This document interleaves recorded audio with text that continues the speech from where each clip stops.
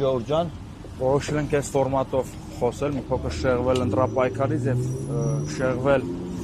մեր ավանդական դարձած ոդկասթի ֆորմատից եւ եկել ենք մարտի 1-ի զոհերի հիշատակի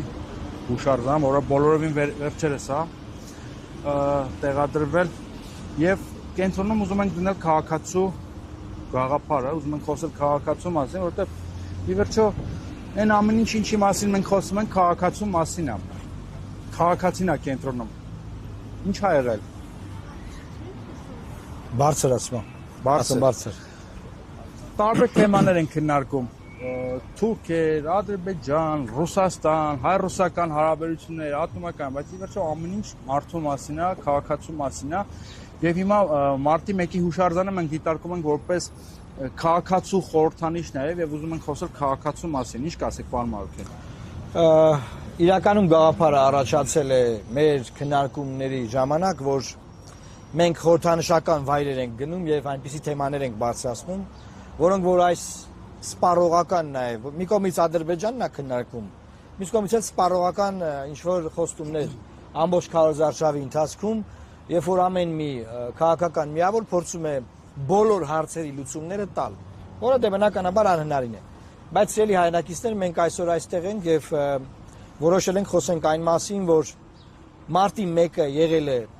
քաղաքացուն չարգելու, քաղաքացուն նվաստացնելու, քաղաքացու իրավունքները ոտնահարելու մի այնպիսի ռեժիմի արդյունք, որից հետո չպետք է այդ ամեն ինչը կրկնվեր, բայց մենք այսօր ունենք մեկ այլ բան, որ քաղաքացին շարունակում է նվաստացվել իշխանության կողմից, այն ուժի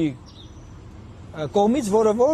որ կապիտալիզացրել է մարտի 1-ի քաղաքական ամբողջ ժառանգությունը, եթե կարելի է այդ ձևով ձևակերպել։ Այսինքն 3 սպիտակ քաղաքում տարեց մարդը, խոսում է իր ցավի մասին եւ վարչապետի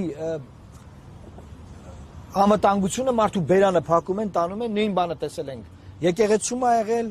նույն բանը տեսնում ենք այլ վայրերում ա եղել։ Հիմա երկու տարբերակ կա, կամ ասեք, որ մենք ժողովրդավարական իշխանություն չենք, քաղաքացին կենտրոնական արժեք չի, կամ եթե դա չեք ասում եւ ընդհակառակն եք ասում, որ դուք ամեն ինչ անում եք քաղաքացու համար, ժողովրդի համար, ժողովրդի իշխանություն, ես նայ ունեցել եմ փորձ իշխանություններին ասելու Նիկոլ Փաշինյանին եւ մյուսներին, որ ժողովրդի իշխանություն չի նշանակում, որ դա ձերն է։ Այսինքն իրանք ինչ են պատկերացնում, ինքը մտածում է ժողովուրդը դա ինքն է։ Ժողովրդի իշխանությունը դա ԿՊ-ի իշխանությունն է։ Հասկանում ես, այսինքն ինքը չի հասկանում, որ կան ժողովրդի այլ հատվածներ, որոնք չեն կիսում իրենց մոտությունները եւ իրավունք ունեն իրենց կարծիքը ասելու, եւ իրանց չի կարելի բերանը փակել, քարշ տալ այստեղ այնտեղ, կամ չի կարելի պաստար փոկելու համար մարդ կալանավորել կամ ձերբակալել կամ ինչ որ այլ ալքերանքի տակ վերցնել, որը վերջում ինքնասպան է լինում։ Հասկանում ես, ժողովրդի իշխանությունը չի կարա դա անի։ Եվ այս խորհրդանշական վայրը նրա մասին է, որ այն ուժը, որը կապիտալիզացրել է այս ամեն ինչը, այդ ուժը այսօր շարունակում է այս նույն բարքերը կրել։ Եվ մարդկանց ադալժենի է անում, որ զուգարաններում ձեր գլուխները չեն ջարդում, արաբան, դա ինչ է, ինքը ուզում ասի, որ լավություն են կանում, էլի, որ մարդկանց գլուխը զուգարաններում չեն ջարդում։ Այս խոսույթն է հիմա տարածում, որ որևէ մեկը ինչ որ այլախոհություն է արտահայտում։ Եթե լրատվամիջոցները կամերաներով առագաստում լինեին, վստահաբար Պողոս Պողոսյանն էլ զուգարանում ծեծելով չէին սպանին։ Այս հետարքի նկատառում, հա։ Այնպես որ մենք երաշխավորված չենք, հատկապես որ տեսնում ենք, որ Նիկոլ Փաշինյանը իր վարքագծում շատ է փորձում կրկնօրինակել հենց Ռոբերտ Քոչարյանին։ Ինչևից է, ինչ էր ասում այն ժամանակ Նիկոլ Փաշինյանը։ Ասում էր քաղաքացին ունի ընդամենը 10,000 ընտրակաշառքի արժեք։ Քաղաքացու իրավունքները ոտնահարվում են, քաղաքացին արժեք չի եւ մեծ հաշվով սա իրականություն է։ Եվ ինքը պոպուլիստական լոզունգներով եկավ իշխանության եւ ասեց այլևս իշխանությունը, երկիրը, ամեն ինչ պատկանում է քաղաքացին, քաղաքացիները ես ձեզ սիրում եմ, սրտիկներ ցույց տալ նույնիսկ այդ պոպուլիստական բաները, դրվագները եղան, երբ որ քաղաքացիներից մեկը քացու խփեց կառավարության դռանը, լրագրողը հարցրեց, «Ինչ է կատարվում»։ Սա դեմը ով պետք է առնի։ Ասաց իրանց դուրնա ջարդում են, պատկերացնում եք պոպուլիզմի մակարդակը։ Պոպուլիզմ level god էլի, ոնց են ասել։ Իսկ հիմա քաղաքացուն սպառնում են, քաղաքացուն ասում է կտրորեմ, կճղեմ, կփշրեմ, կավիրեմ, եւ իսկապես այդ օրեր առաջ մենք դրա մասին խոսում էինք, իրենք փոքրիկ ստալինիստներ են եւ իրենց համար քաղաքացին միայն ԿՊ-ին ընտրող քաղաքացին է, Նիկոլ Փաշինյանին պաշտամունքի ենթարկող, Նիկոլ Փաշինյանի անձի պաշտամունքի տիրույթում տեղավորվող քաղաքացին է եւ այս առումով Նիկոլ Փաշինյանի վարչակազմը Հայաստանի պատմության ամենամարդաճած եւ քաղաքացի աճած վարչակազմերից մեկն է, նախկին իշխանությունները գոնե ազնիվ էին 10,000 դրամը տալիս էին, ասում են, բանը, սթրվեք ձեր տեղը, գնացեք ու կասենք կընտրենք։ Մարդու իրավունքների մասին բարձրագույն հայտարարություններ չէին անում նախկին իշխանությունները։ Իսկ սա մի կողմից սրտի կա ցույց տալիս, իսկ մյուս կողմից էլ մարդկանց նվաստացնում է, կանանց է նվաստացնում, քաշքշում է, հայոյում է, ամենալկտի ձևով է իրան պահում։ Եվ պետք չի բացառել, որ այս ամենը ինչ-որ մի օր չի փոխակերպվի, այլն, այո։ Ես տեսնում եմ էվոլյուցիան եւ էվոլյուցիայի հեռանկարը նրա կերպարի զարգացման, որ այս ամեն ինչը կարող է հանգեցնել այլն եւ ինքը պատրաստ կլինի իր իշխանությունը պահելու համար թափել այլուն։ Ես ուզում եմ այստեղ նաեւ անդրադառնանք հետեւյալ հարցին, բոլորին արդեն պարզ է, թե մենք ինչ ունենք, այսինքն մարտի 1-ի դեպքերից հետո մի իշխանություն, որը անդադար սրա մասին խոսել է, մենք իրար հետ ենք Միասնիկյանի արձանի մոտ ծաղիկներ խոնարել, էրոզիայի ենթարկված, դեֆորմացված մի հատ խայտարակ իշխանություն, բայց ես եմ խոսել հունիսի 7-ի խորհրդից, որ մենք մարդկանց ինչ ենք առաջարկում։ Այն, որ իրանք այդ ձևի են, արդեն բոլորը գիտեն կարպիս։ Այն, որ այս իշխանության համար ժողովուրդը միայն այն ժողովուրդը, որը իր աջակիցն է, դա մարդիկ գիտեն։ Այսինքն ես իմ աջակիցները ու ինքը ժողովրդի իշխանությունը իրանք դա են հասկանում։ Բայց ես ուզում եմ ասել հետեւյալը, որ մարդիկ գնալով ընտրական տեղամասեր հունիսի 7-ին, քվեարկելով մեր օգտին անում են երկու բան, երկու հարց են լուծում նայել։ Բացի այն ինչ որ ասել են, առաջի բանն այն է, որ ես ամբողջ կյանքս զբաղվել եմ մարդու իրավունքների պաշտպանությունով։ Ամբողջ կյանքս զբաղվել եմ մարդու իրավունքների պաշտպանությունով։ Որպես իրավաբան, հետո որպես падգամավոր, հետո ինչ որ ժամանակ որպես դեսպան, ելի մարդու իրավունքների պաշտպանությունով եմ զբաղվել, թե հիմա։ Հիմա ուզում եմ ասել հետեւյալը։ Չի կարող մեր պարագայում էրոզիայի ենթարկվել մեր քաղաքական դեմքը ու վարքը, որովհետև մենք դա տասնյակ տարիներով ցույց ենք տվել։ Բայց ուզում եմ նաև Կարպիսի մասին խոսել, որովհետև ինքը իր մասին չի սիրում խոսել։ Ուզում եմ ասել, որ Կարպիսը նաև մեր մյուս թիմակիցները, բայց հիմա ես ու Կարպիսն ենք այստեղ խոսում, էլի մարդու իրավունքներին նվիրված մարդիկ են ու ուղղակի հայտարարություններ չի։ Մենք այլ մարդու կարծիք հարգելու ձևը գիտենք, այլ մարդու կարծիք միշտ հարգել ենք։ Կարպիսը եղել է հեղափոխության շարժման առաջամարտիկներից, այդ ռեժիմի դեմ պայքարում։ Շատերը հիմա բան են անում, էլի չեն ուզում գնահատել մարդկանց արածը, բայց ես լավ գիտեմ Կարպիսի դերակատարումը։ Դրանից առաջ որպես լրագրող միշտ քննադատել, միշտ լուսաբանել, միշտ բացել այն թեմաները, որոնք որ փակ են եղել, տաբու են եղել, պոպուլյար չեն եղել, բայց դրանով կոտրելով կարծրատիպեր, ինչ ա եղել վերջում։ Քաղաքացին է բարձրացվել, մարդն է բարձրացվել, որպես կենտրոնական արժեք։ Հիմա Կարպիսին գովում եմ, բայց ինքը չի սիրում իր մասին։ Վոլտերի խոսքերը մի փոքր փոխենք։ Ձեր կարծիքը ինձ համար զզվելի է, բայց ես պատրաստ եմ մեռնել հանուն դրա գոյության։ Հարց չկա։ Այս Կարպիսի համեստության արդյունքն է։ Հիմա ժողովուրդ ջան, հարցը հետևյալն է։ Նա Կարպիսը չի սիրում պատմել, թե ինքը ոնց է գնացել 44 օրյա պատերազմին մասնակցել, բայց մի օր դա էլ եմ պատմելու։ Ուզում եմ ասել հետևյալը, որ մասնակից ընտրություններին, մասնակից թիմերի մեջ դուք պետք է նայեք, ցուցակները վերցնեք, նայեք, ասեք, այս մարդը, որ մտավ ազգային ժողով, ինչ է անելու, ինչ ճանապարհ ունի անցած, ինչ փորձ ունի, ինչ գիտելիք ունի, ինչ արժեքների վրա կառուցված իր համոզմունքները, արդյոք, չգիտեմ, լրագրողների շահերը պաշտպանել այս մարդը, արդյոք բանտերում գտնվող մարդկանց շահերն պաշտպանել, արդյոք խոցելի խմբերի շահերը պաշտպանել, բարձրաձայնել է, անընդհատ քննադատական կարծիք է ունեցել, տարբերվող կարծիք է ունեցել, միայնակ է մնացել, մեկը ինքը իր սկզբունքին չի դավաճանել, այսինքն սրանք կարևոր հանգամանքներ են, ոչ թե մարտի 1-ի ժամանակ մի բան լինես, մարտի 1-ից հետո մի բան լինես, մարտի 1-ի արդյունքները կապիտալիզացնես, մի բան լինես, սա որևէ կերպ իմ համար կլինի մի բան ասեմ, անընդունելի է։ Խնդրեմ։ Իհարկե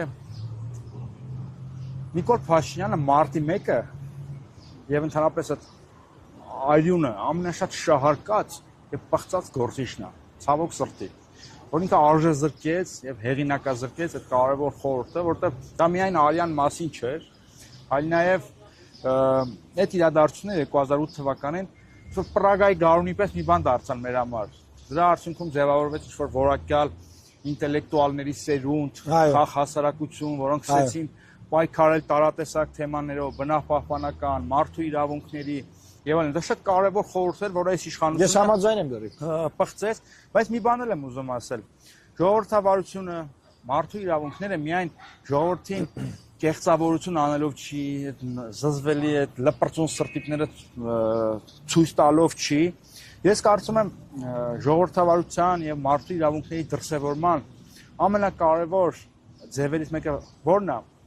քաղաքացիների անունից ճիշտ որոշում կայացնելը։ Համաձայն եմ։ Եվ քաղաքացիների համար այդ որոշումը։ Եթե իշխանություն ժողովուրդը, քաղաքացիները ունենում են պոպուլիստ իշխանություն, որը չի կարողանում որոշում կայացնել, որը ընդհանրապես որոշում չի կայացնում, ինքը ամենամարդատյաց եւ մարդու իրավունքները խախտող իշխանությունը վառ օրինակ 44 օրյա պատերազմում մեր զոհերի մի զգալի մասը քաոսի եւ կառավարման բացակայության պատճառով են եղել եւ որոշում չկայացնելու։ Եվ բազմաթիվ օրինակ կորոնավիրուսի օրինակը կարող ենք բերել, այսինքն մարդու իրավունքները միայն այդ լպրծուն խոսքերը, հա, կեղծավոր մարդկանց դուր գալու համար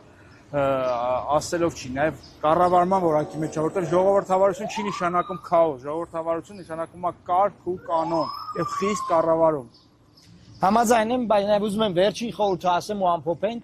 թե ինչի ենք եկել էլի այստեղ, վերջի բանը ասեմ։ Ժողովուրդ ջան, այս օրերին դուք տեսնում եք, որ քարոզարշավի ընթացքում Նիկոլ Փաշինյանը ընդդեմ Ռոբերտ Քոչարյանի շարունակում է շարարկել մարտի 1-ի դեպքերը։ Հասկանում եք, մարտի 1-ի դեպքերը շարարկվել են 18 թվականին։ Իշխանությունը է ունեցել բացարձակ։ Մարտի 1-ի դեպքերը շարարկվել են 21 թվականին։ Իշխանությունը ստացել բացարձակ։ Մարտի 1-ի դեպքերը շարունակում են շարարկել 26 թվականին։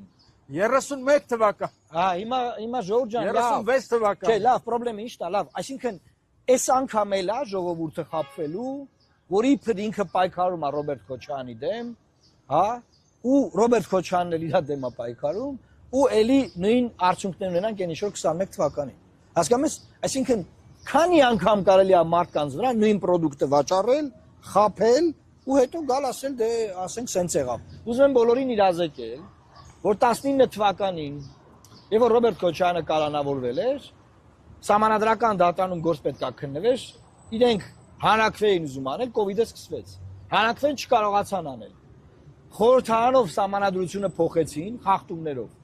Սահմանադրական դատարանի անդամներին փոխեցին, նշանակեցին իրենց ուզած դատավորներին։ Նիկոլ Փաշինյանի ուզած դատավորները արդարացրեցին Ռոբերտ Քոչարյանին։ Ոնց կարելի է դրանից հետո 21 թվականին այս թեմայով խաբվել գնալ ընտրել նորից իրանց, բևեռացված։ Եվ նորից 26 թվականին փորձել նույն բանը անել։ Դրա համար ենք եկել այստեղ։ Նախ առաջինը ասելու որ սիրելի քաղաքացի, քո մասին չի այս իշխանությունը, այս իշխանությունը իրենց աջակիցների մասին է։ Միայն իրենց աջակիցներն են քաղաքացի ու ժողովուրդ։ Իրենց խոսույթը որ լսեք կտեսնեք, եւ երկրորդ սիրելի քաղաքացի մի խաբվի նորից այս մարտի 1-ը շարարկելու պատմությունով եւ մի ձևավորիր էլի են պարլամենտը, որը ձևավորել է 21 թվականին։ Ինչ էլ որ կլինի։ Որովհետև լավ ինչ-որ մեկը պիտի կանգնի, ասի որ այ ժողովուրդ ջան, լավ, կարող է մեկի շոուությունը կարճ է, մեկինը երկարակարճ չէ, բայց օքեյ, հիշացնենք մարդկանց, որ այս թեմայով 21 թվականին ընտրվել են։ Ինչքան կարելի է նույն թեմայով բան անել, փորձել ընտրվել, ինչքան, քանի անգամ։ Ամփոփիչ բան ես ասել։ Մենք չենք ուզում Էդմոն Մարուկյանի 50-ամյակը դիմավորել մի երկրում, որտեղ դեռ պայքարում են Քոչարյանի դեմ։ Հա, այսինքն եթե Նիկոլ Փաշինյանը մի հատ է ընտրվի, Քոչարյանն էլ հետը, որպես օպոզիցիա էլի, ինչա լինելու։ 50-ամյակը, 60-ամյակը։ Ես 45 տարեկան եմ, 50-ամյակի ժամանակ էլի պետք է քննարկվի մարտի 1-ի դեպքերը։ Որ գոռում էր այս երկորը, սատկացնելու եմ։ Ինչ էր ասում, կզսնելու եմ, չգիտեմ ինչ եմ անելու։ Այս խոսույթը մենք դատապարտում ենք ու մասին էլ որ այն կլինի։ Վերջին հաշվով ժողովրդավարական իրավական պետությունում կզսնել, սատկացնել խոսույթներ չի կարող ունենալ գործադիր իշխանության ղեկավարը։ Դրա համար պետք է ունենա դատարաններ, պետք է ունենա ոստիկանություն, ԱԱՑ, իրավապահ մարմիններ, որոնք ոչ թե ծառայում են մի խումբ մարդկանց, զուտ մի խումբ մարդկանց, այլ ծառայում են Հայաստանի Հանրապետության ժողովրդին եւ իրավակարգը պաշտպանում են։ Հենց հիմա մեր իրավակարգը չի պաշտպանվում, սահմանադրական կարգը չի պաշտպանվում մեր ինստիտուտների կողմից, որովհետեւ այդ ինստիտուտները զավթված են մի խումբ մարդկանց կողմից։ Այդ մարդիկ զավթել են եւ ոչ մի ձևի չեն թողնում այդ ինստիտուտները կայանան եւ շնչեն։ Մի նախադասություն։ Խնդրեմ, Մարտի 1-ի քաղաքական շահառուները, բարձր ասել։ Մարտի 1-ի քաղաքական շահառուները, դրա մասին խոսք ունենալ չեն կարող։ Այլ խմբի մարդիկ պետք է ասեն, եւ այդ այլ խմբի մարդիկ մենք ենք եւ ասում ենք, որ այլևս Հայաստանի քաղաքացու այլունը չի թափվելու։ Մենք վստահեցնում ենք, որ հունիսի 7-ին քվեարկելով մեր օգտին դուք գիծ եք քաշել սիրելի ժողովուրդ եւ առաջինը երկրում չեն կարող երբևէ լինել նման բռնություններ, սպանություններ, քաղաքացում գնդակարել փողոցում, առաջինը սա եւ երկրորդը բնականաբար մեզ նաեւ ճշմարտության մի հատ փուլա պետք անցնել, ճշմարտության հանձնաժողով ձևավորել եւ իրականությունը դնել մարդկանց առաջ, բոլոր պատասխանատուների անունները տալ, թեման փակել անցնել առաջ եւ երաշխավորել, որ ապագայում ոչ մի քաղաքացու բերան չեն փակի քարշտան մի կողմ ախրանիկներով եւ մարդկանց չեն գնդակարի փողոցներում եւ կլինեն դատարաններ, իրավապահ մարմիններ եւ ինստիտուտներ, որոնք պաշտպանում են Հայաստանի Հանրապետության քաղաքացիներին։ Հենց մի արեք, որ մի 10 տարի հետո էլի նմանատիպ հուշարձան տեղադրենք արդեն Նիկոլ Փաշինյանի բռնություններից տուժած մարդկանց հիշատակի համար։ Այո, եթե այսպես շարունակվի, մի հատ ձևի հուշարձան լինելու է, որովհետեւ այս իշխանությունը գնալով դառնալու է բռնարար։ Ամփոփելով սիրելի հայրենակիցներ կոչ են կանում հունիսի 7-ին անպայման պարտադիր գնալ ընտրական տեղամասեր, վերցնել թիվ 19 քվեաթերթիկը եւ պաշտպանել Հայաստանի Հանրապետության եւ Հայաստանի Հանրապետության քաղաքացու շահերը։ Աստված պահապան Հայաստանի Հանրապետությանը։ Մալարագորները հարցեր ունեն, բայց կանգնած պետք է պատասխանենք։ Հարգանքի սերնելով։ Աթոռները վերցնեք, աթոռները։ Կապից արիմոտիկ միկրոֆոններով ես կարող դու էլ հարցերի պատասխանել։